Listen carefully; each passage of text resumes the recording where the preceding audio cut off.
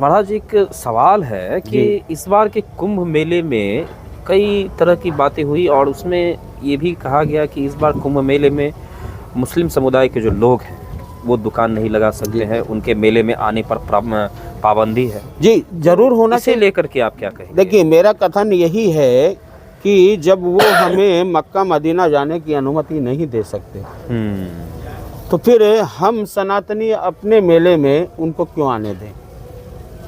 बिल्कुल रोक टोक होनी चाहिए। आज आप देख रहे हैं सोशल मीडिया पे कुछ मुसलमानों के, मैं पूरे मुसलमान समाज को इसके लिए दोषी नहीं ठहरा सकता, परंतु दोषी वो हैं, उसके पीछे का कारण है।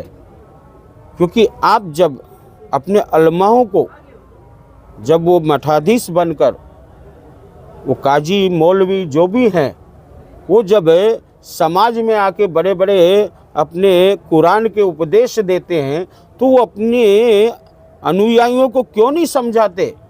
आज आप देख रहे हैं जगह जगह कोई सब्जी बेचने वाला है तो वो वीडियो बना रहा है, उस पर थूक रहा है। कोई अगर होटल खोल रखा है तो उसमें छुपा छुपू के उसमें मांस डाल रहा है, न जाने क्या क्या कर रहा है। ये हमारा धर्म भ्रष्ट करने के लिए। तो आज हम इस प्रयाग की पावन धरा पर हम आए हैं, हमारे पुण्य अर्जित करने के लिए, पुण्य की प्राप्ति के लिए। उसमें हम विक्षेप नहीं चाहते हैं, वो दूर रहें।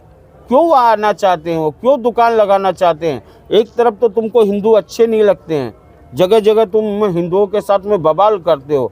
दूसरा, तुम हमारे ही अनुष्ठानों में, हमारे ही कार्यक्रमों में आके अपनी जीविका का साधन ढूंढ रहे हो। क्यों? एक तरफ तुम्हारा वफद बोर्ड बोलता है कि प्रयाग में जो भूमि है वो वफद बोर्ड की है, और दूसरी तरफ आप हमसे मित्रता का हाथ भी बढ़ाना चाहते हो। ये दो पहलू एक साथ कैसे हो सकते हैं? या तो आप विनम्र रखिए, जीवन विनम्रता के साथ में जिए, हम आपको गले लगाने को तैयार है, परंतु एक तरफ तो आप हमको दुश्मन समझते हैं, दूसरा हमारे कार्यक्रम में आके आप हमको जताना भी चाहते हैं। क्यों आना चाहते हो?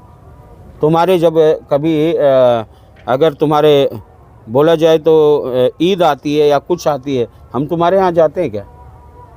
जब तुम्हारे धर्म में इतना सब कुछ है तो हमारे धर्म में आने की ज़रूरत क्या है तुमको? उसके कार्यक्रमों में सम्मिलित होने की ज़रूरत क्या है तुमको? हम अपने स्तर से अपने कार्यक्रम कर रहे हैं, हमारे भी हिंदू भाई हैं, गरीब हैं, वो दुकान लगाएंगे, उनकी जीविका का साधन चलेगा।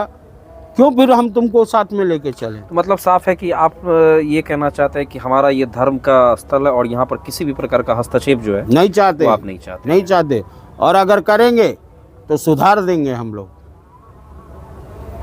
अभी कुंभ मेले को लेकर के बताया जा रहा है कि कई जगह से जो है आतंकवादी हमले की भी जो है वो खबर मिली है कि कुंभ मेले में जो है आतंकवादी हमला हो सकता है। जी, इसको लेके क्या कहेंगे? देखिए, यहाँ जितना भी आपको पता कुंभ प्रयाग कितने किलोमीटर में बसा हुआ है? बहुत लंबा चौड़ा है, बहुत अनुमान लगाना पाना कठिन है।